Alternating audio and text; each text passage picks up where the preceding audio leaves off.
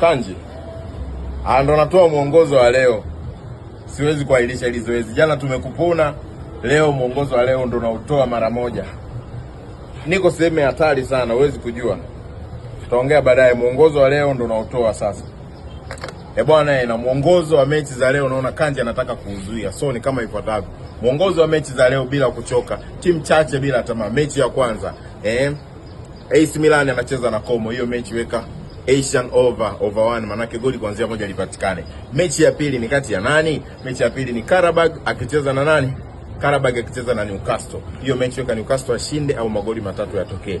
Mechi nyingine ni kati ya Wolves akicheza na Arsenal. Bila iana, bila tamaa, bila udugu, mpatie Arsenal ashinde. Mechi nyingine ni kati ya Olympiacos akicheza na Bayer Leverkusen. Hapo mwanangu cheza kona. Weka Bayer Leverkusen apate kona kuanzia tatu.